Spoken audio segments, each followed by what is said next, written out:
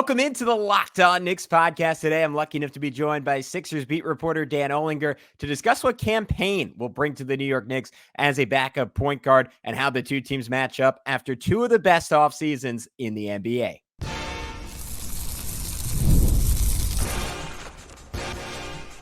You are Locked On Knicks, your daily New York Knicks podcast, part of the Locked On Podcast Network. Your team every day.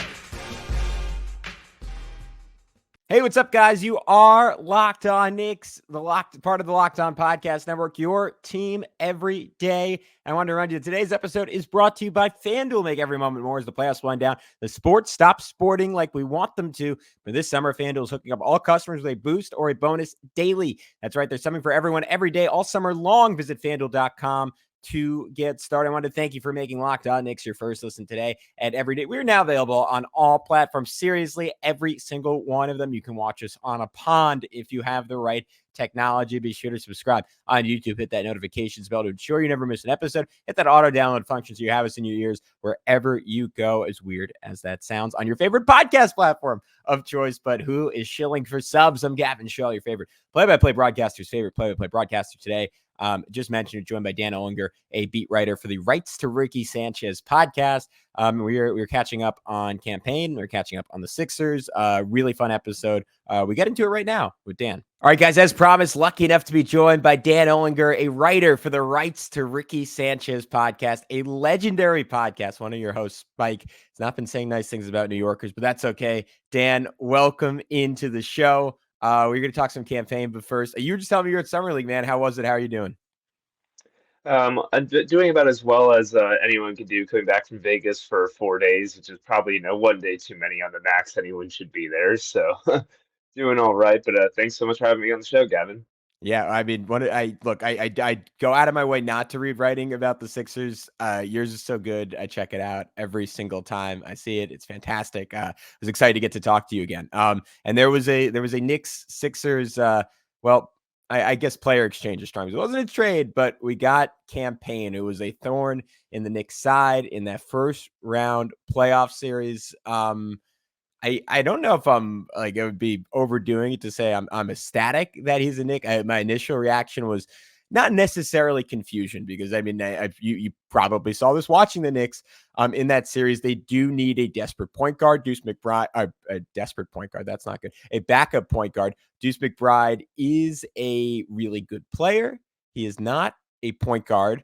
Tyler Kolek looks good in Summer League. It's a lot to ask him to come into the league and be an immediate backup point guard. So I like the signing. I'm wondering when he's going to play. I'm wondering if he's going to play, but I kind of wanted the inside perspective. Can you give me a pitch an elevator pitch on what Cam Payne brings to a team and what he brought to Philly over about half a season last year?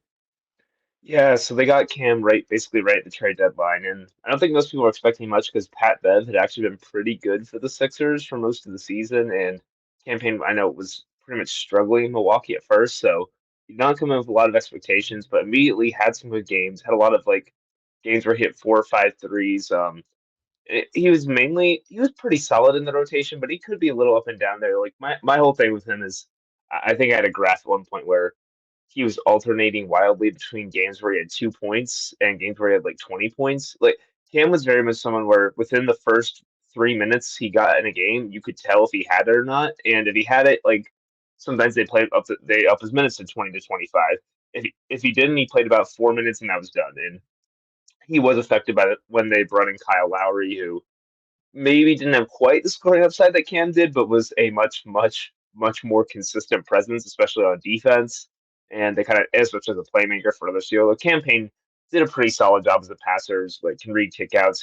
They needed him in the next series as opposed to Buddy Hield because the next role players were too athletic for them, especially for Buddy, and they were just having trouble dealing with the speed. And as much as Cam can struggle with strength, and we'll talk about his defense, that's what hurts him there. He could dribble the ball against the Knicks, which someone like Buddy was struggling to do. So there's a speed element he brings, and again, just you're gonna sub him in. If he hits his first 2 pull-up threes, he's probably gonna have a good game. If he misses both of those right away, then you're probably playing 6 minutes and it's done. Yeah, what do you you mentioned it a little bit, but to me the single biggest thing the Knicks needed a backup point guard is someone who can just keep the trains running on time because so often during the regular season, after Emmanuel quickly was traded to Toronto, you would see Deuce McBride come in for relatively short stretches, and this was when he had some help. Right, Julius Randle was there to do the bulk of the playmaking, but so often he would find a way to only start initiating the offense with something like 8 seconds left on the shot clock, which is just a disaster every single time that happened. There are a bunch of turnovers bringing the ball up the court. Like, can Cam just do basic point guard stuff? Because when I think of it in my mind, I don't really think like, all right, like safety net caretaker to your point. Like, I think erratic spark plug with a high ceiling and a low floor.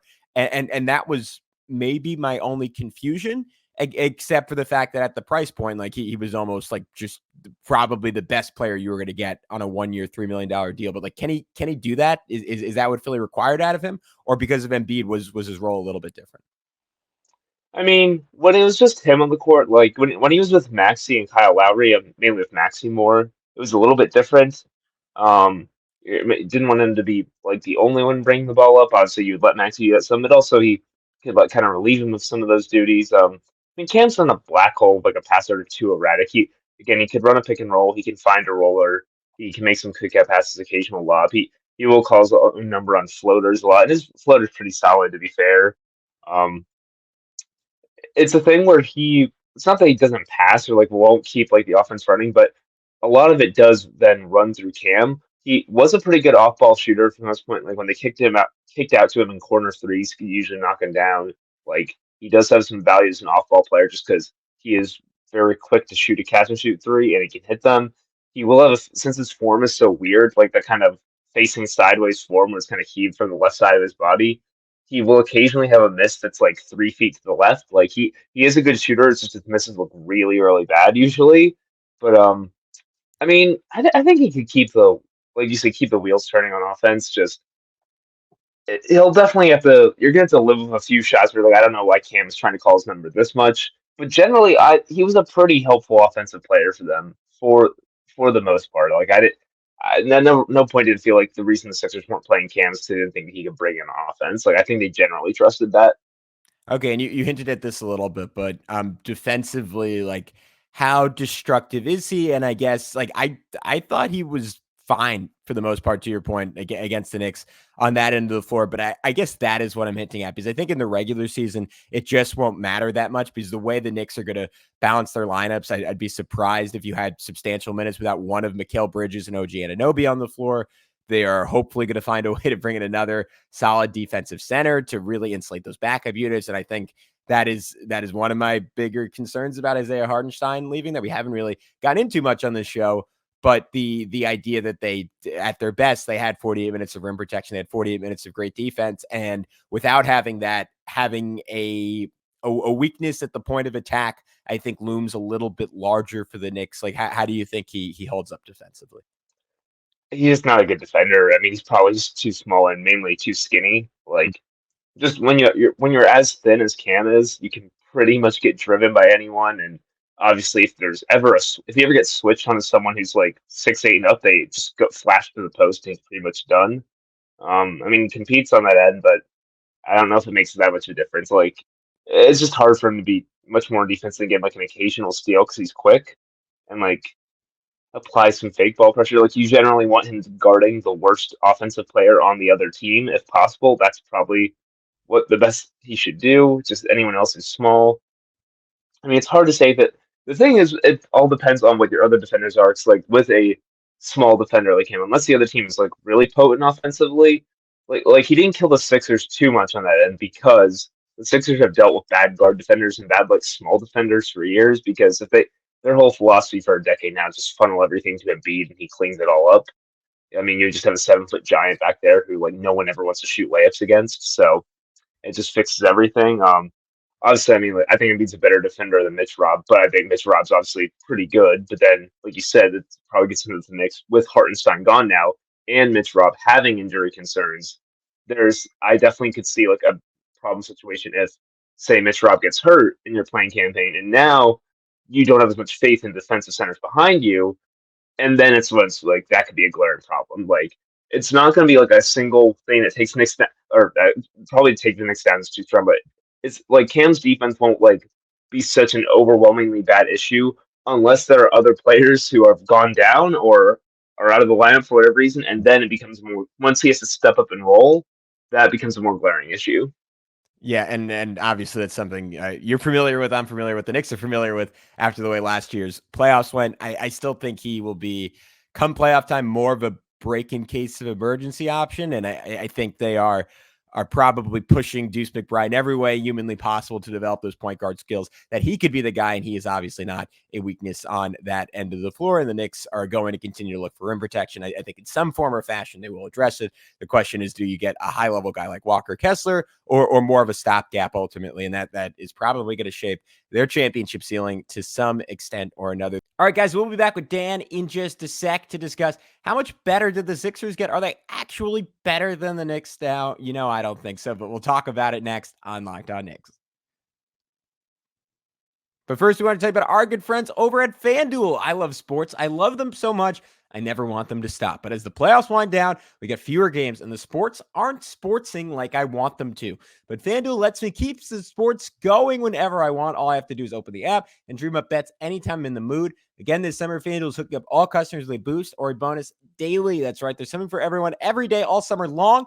So head over to FanDuel.com and start making the most out of your summer. I went there today to make the most out of my summer. I want to be a little bit of a patriot. I want to put some money on Team USA, but I can't do it in the first game. They are 15.5-point favorites over Serbia. I know we were fresh off Team USA beating them by 26 in an exhibition game.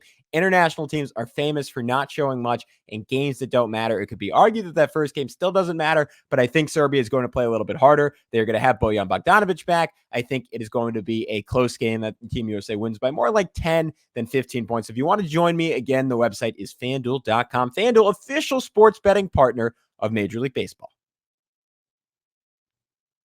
The Sixers, though, did a whole lot to shape their championship destiny this offseason, Dan. I hate to say it, but maybe unequivocally the best offseason any team had in the NBA this year. Knicks fans might push back on that. I think it's fair to. There's a lot of risk baked in getting someone as injury prone as Paul George is next to Joel Embiid, and yet the best version of that team with the depth Daryl Morey built and some of those moves that went under the radar, they're intimidating. They look exceptionally good on paper. We'll get into this maybe to wrap up a little bit. I would not be surprised if Embiid has a healthy season and Paul George has a healthy season if they are the 1 seed in the Eastern Conference at the end of this year. I can't imagine any bad feelings about it, but what did you make of Philly's offseason? How much better do you think they are today than the team the Knicks saw in the playoffs? I mean, yeah, they really pull off the cap space plan after all this time. It's going to be a very different team with just up and down the roster. There's so little that's back. Basically, it's Maxey, Lowry, Oubre, and Embiid, and Ricky Council are like the 5 familiar faces they're going to have. I mean, it's not that the Sixers are perfect yet. They still, like, I mean, at the moment, it looks like they'd have to start Caleb Martin at the 4, which is probably something you want to do maybe closer to the playoffs or a closing lineup. And for a whole regular season, asking a 6'5" player to play your 4 spot is a little overtaxing him, probably, but just a huge talent upgrade everywhere. Like, Paul George is just better than Tobias Harris. That does make a huge difference. Like, for all of Paul's warts or that people can talk about, and I talked about them before, like, he is just a much better basketball player than him. So that's probably going to make a difference. And I do think if we were to talk about eventually, like how the Sixers match up specifically with the Knicks, they actually there are like some teams like I could see while they're a better team for sure, that they don't necessarily match up great with the Celtics. A team that's like just could go to these double big lineups, has a lot of size, like all throughout all their positions, versus like the Knicks. Like the Knicks basically were, I mean, not the exact same thing, but close to playing like 4 guards in the center sometimes last year. Like there were close. There were times where definitely 3 guards and like at least a I lot mean, of the look, time. you were talking about a 6'5" guy at power forward. I was like, brother, we were 6'4" at Yeah, power forward that whole playoff run. But yeah, go ahead. yeah. So I do think it's one of those things where the Sixers actually this definitely makes the matchup better of a team like the Knicks. They just have more skilled perimeter players, more agile perimeter players than they had last year. And I think that's really going to help them in a matchup like that where. Whereas, like one of their big problems was even though Embiid and Maxey are playing really well in the next series, that most of the role players got overwhelmed athletically. Yeah. I mean, when Caleb Martin's probably a role player, but Paul George isn't. But still, like they're just going to have guys who can better hang with like OG and Josh Hart and all those guys. Like they're not just going to completely run off the floor. So I do think that makes them a much better matchup in a situation like that. They still have a few moves to make. Again, there's not that many players on the roster at the moment. They're going to see how much they're going to play. Young guys like Jared McCain and Ricky Council. Andre Drummond's probably going to be a good backup for them. Love Paul Reed, but Andre's probably a lot more reliable in that sense. So yeah, I mean they still have some moves to make. Like they definitely need a little more size, and they're trying to find fours. But they also gave KJ Martin a balloon payment, which basically means they overpaid him so they can use it in a trade going forward. And maybe they make another huge move at the deadline, and suddenly you're looking at a really complete team. So yeah, I definitely think they got better, and specifically to a matchup to the Knicks, that I think it would look much better for them next time around than it did this past year. Yeah, I think it's interesting because obviously the X factor for the Knicks is not a free agency signing, but presumably Julius Randle would be around for that series, and I think that is where things defensively get a little difficult for Philly. If you want to play Caleb Martin at the four, like I see Julius Randle bulldozing him, and maybe the issue for the Knicks there is like back when you had Isaiah Hartenstein, like that gets really tricky because for Embiid, like he would inevitably have to help in that situation. And Hartenstein is flashing off ball, setting a screen, freeing up a shooter. Julius Randle, for all of his warts with holding onto the ball at times, really good passer. He's kicking it out. You get an open three. With Mitchell Robinson in there, I'm wondering if the Sixers could compensate and figure out ways around that where Embiid is much like in that series. And I know it was partially a product of him playing hampered, but he can like just sort of like camp out near the rim and be that rim protector and say, all right, you might throw Caleb Martin into the stanchion, but I'm going to be there to swat your shot. And that balance and Julius's ability to get to his mid-range game and avoid that a little bit, like the spacing element for the Knicks is going to be really tricky. We've talked a lot on our show, like how can you get to a Celtics-y version of this Knicks team? Because I think we have a lot of the same concerns against a team with that type of flexibility. I think as of now, Philly's probably the more naturally equipped team for that matchup just because of Embiid's inherent mobility on defense versus Mitchell Robinson. I do think the Knicks will go to some look similar to what they had game 4 against the Sixers, where you see OG Anunoby as the nominal small ball 5, and that's counting on Julius Randle to do a lot of movement defensively. Offensively, I'm really confident in that. Where do you like how do you contain Philly offensively? Because I think that's what I keep coming back to. Like, even in a world where I'm like, I love that Julius Randle matchup, I still think the Knicks have a lot of size. Like, to me on paper, this just looks like right there with the Celtics, right there. Obviously, the Nuggets are there every single year, but maybe the most unstoppable offense in basketball. The numbers in the regular season with just Maxey and Embiid, I think they were by far the best two-man combo in basketball last year. You upgrade from Tobias Harris to Paul George, like, and you add more shooting across the board. Like, what are teams supposed to do against that?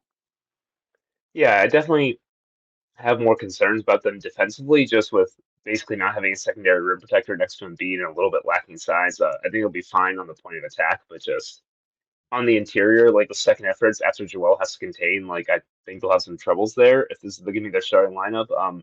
Offensively, like I mean, in theory, it's a perfect like Embiid in and 4 out with Oubre, Martin, Paul, Maxey, which is gonna be they can all drive a closeout. Like even though Caleb Martin and Kelly Oubre are not great shooters, they're also not guys you really want to help off too much, so they can still like shoot decently well enough and on a decent enough volume that they're going to force defenses to guard them. Um, I would say that one thing is if you ask me like what the worst offensive skill of all 5 of those players was, I'd probably say it's their passing. Like I even think Embiid and Maxey are above average passers at this point in their career, but they're not like unbelievable passers. So, and then I think like Paul is probably by far has been his biggest weakness for a long time. And Kelly Oubre, like no one's ever thought Kelly's an amazing passer, even if they have some good games. So I do think if there could be some schemes where teams are very aggressive with how much they're helping to one side and daring the Sixers to make skip passes, like you could argue that opens up some easier passing reads for them to make. But I would probably need to see it more. But just any defense where you can try and dare them, like they'll have them give them some openings, but that make them have to make some more complex reads or passing or throw some difficult passes. I mean, it's easier said than done. I'm sure every team wants to make their opponent throw difficult passes, but maybe there has to be something that's happened to there because that's really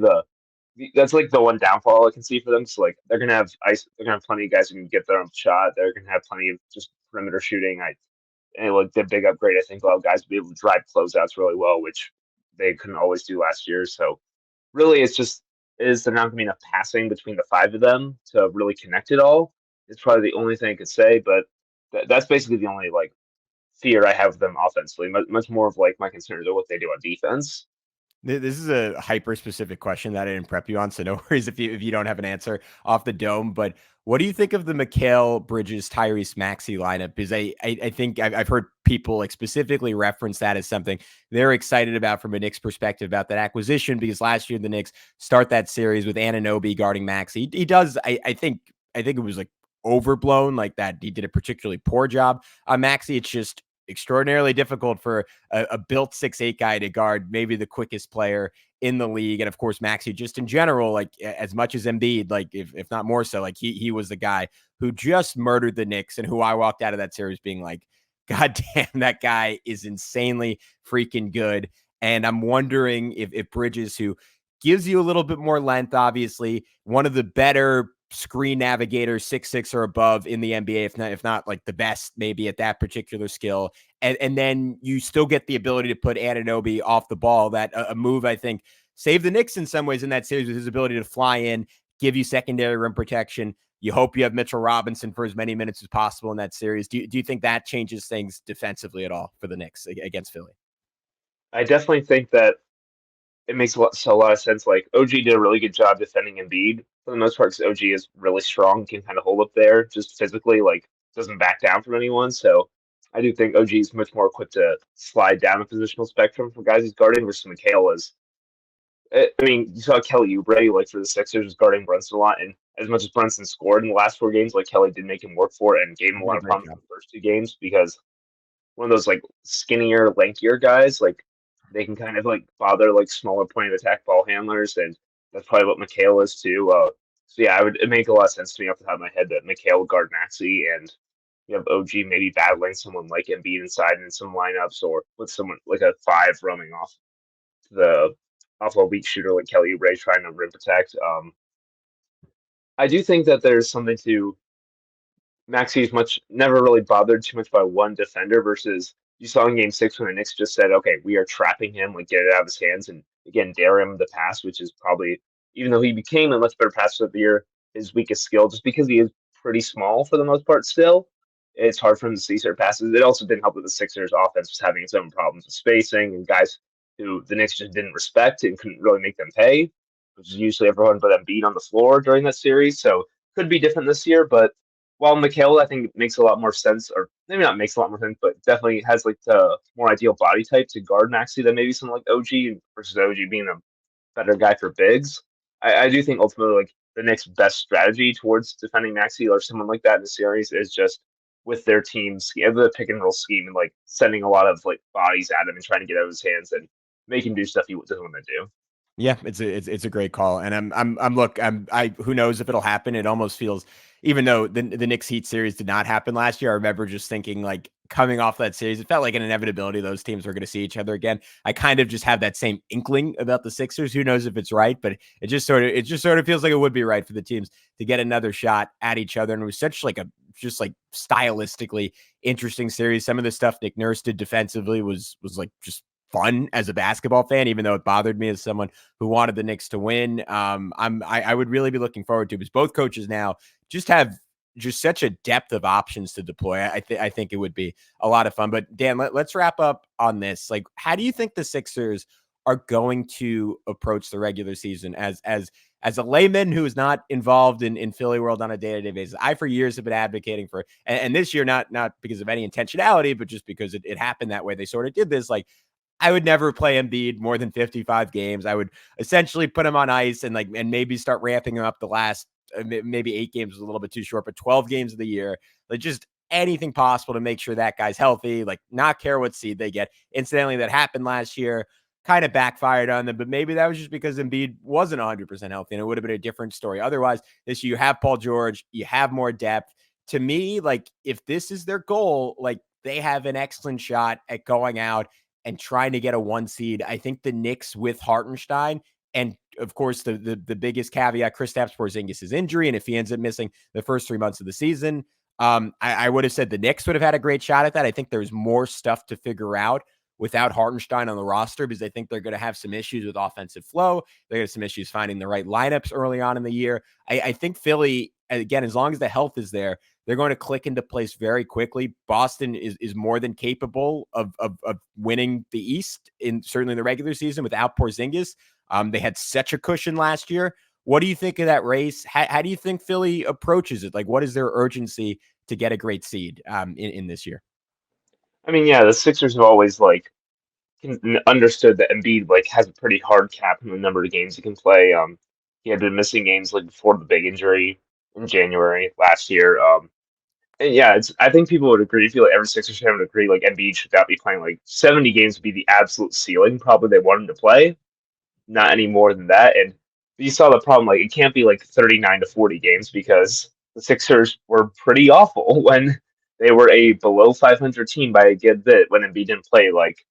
And people remember the Sixers were 28-8 for a while with Embiid, and the Sixers for the first half of the season looked like one of the 2 or 3 best teams in the league when before Embiid got hurt. He means that much to them. It's the difference between being a contender and then probably not making the playoffs. Usually, I think they're hoping that the addition of Paul George and Maxey getting another year older, and maybe some of the other moves they made, that they can get closer to just being an 8 or a 7 seed with Embiid out and a 2 to 1 seed with him in is probably the hope. I do think 60 games is probably what most Sixers fans want at the top of their head. 60 games sounds right, and they'll feel more comfortable with it now, especially because it's why they brought in Andre Drummond, because they know Andre can probably start 20 games, and he has experience doing that. He's physically strong. He knows what he's doing out there. I know he has a lot of plays that look jarringly bad sometimes, but still generally pretty reliable. And they drafted a backup center, Adem Bona, who's not going to be usually in the lineup, but has shown kind of at summer league that he does have the defensive capability that if they need him to play 12 minutes in 20 regular season games, he can probably do that too. So I think the only, because I mean, there's a stupid rule now, the 65 games that Embiid couldn't make any of the All NBA teams or be up for awards, but Joel's talked about it himself. He understands, and something I said before, he understands that the way people talk about him now, his general perception, his quote unquote legacy is not going to change for most people, no matter how many awards he wins, how many points he scores. He knows just if the Sixers, people only start talking about him differently if the Sixers make a finals run or something like that. So I do think Joel's at the point where he understands it's kind of BS that Joel could average 45 points per game, but if he plays 64 games, he doesn't get to make an All NBA team. I feel it's pretty stupid ultimately. I think there was a value in the past to voters already considered number of games played. Guys who played 50 total games probably weren't getting an award. But if it didn't OG miss all defense this past year when he probably should have made it because just the games that Dante DiVincenzo didn't get most improved player votes because of all the game 20-minute mark that he missed. That was stupid. He didn't play enough minutes in some of the games. That's what it was. Yeah, it's the thing where it's it's you're taking away the voters agency. They can understand this stuff. They could, if Embiid only played 46 games, yeah, no one's voting for him for that because it's not enough. But I think if he played only 62 games, but those 62 games were meaningful in the way he was really dominant, then I think you could still make the case for it. But that's ultimately we can, again, I go back and forth on this, but it's just, I think Embiid knows that at this point, he broke Wilt Chamberlain's scoring per minute record last year, and still I don't think has changed too much the way people talk about him. He was unbelievably dominant in basically every game he played, and it still hasn't changed much because the Sixers bred into a really good team in the playoffs. And ultimately, while it is fine for the Sixers to drop down in seed if they need to scale and beat up, there's a difference between dropping from the 2 seed to the 4 seed versus dropping all the way to the 7, which is where you don't have home court advantage and you have to play a team like the Knicks, who the Sixers probably did not want to see for at least the second round. So that's probably why they are hoping he can play more this regular season so they can avoid teams like the Knicks and the Celtics right away and have to at least face them after a round or two. So I do think I think 60 is probably the target number. I don't think they're going to try and force it to hit 65. If they can, that'd be great because I'm sure they wouldn't mind him getting another first team All-NBA. I'm sure everyone would love it, but ultimately, I do think the Sixers understand very much. They brought in Paul George and they brought in all these guys. They had Maxey wait on this extension. They've done all these things because they want to actually finally win in the playoffs. It's been almost a decade now. They still really haven't done it yet. So I definitely think that they're going to prioritize Embiid's health over any kind of hitting the 65 game limit kind of goal. Yeah, I hear you. I think if he gets there, I do think Philly will be in the mix for 1 seed. I think the Knicks are going to be really good. And you know what? At the end of the day, I'm ecstatic that it is a rivalry now, because for the longest amount of time, I always liked it as a Jersey matchup. I just look forward to Knicks Sixers games. I can't really quite put my finger on it. Now I think there's a little bit more heft, a little bit more weight behind it. It's a real rivalry. I think those games are going to be a little bit nasty in a really fun way. Dan, hopefully I'll get to talk to you when they come up. Before I send you on your way, can you tell all the Knicks fans listening, if they want to catch up on Philly, if they want to know their enemy, where can they find all your great work? Yeah, you can just find me on Twitter at Dan_Olinger. I'll be posting about the Sixers, about basketball, other things. And then you can read everything I write about the Sixers on the Rights To Ricky Sanchez Substack, and just under the column The Danny, which is where all my stuff is. Wrote a lot about the draft, wrote a lot about what's happening at Summer League. So I was out in Vegas this past week. And yeah, thanks so much for having me on, Gavin. Okay, it's an incredible podcast. As a Knicks fan, if the Knicks ever beat the Sixers, an incredibly fun listen. Hopefully you get Dan on for some of those and maybe some wins too, so Dan can enjoy himself. Thanks a lot. We'll talk to you soon on Locked On Knicks.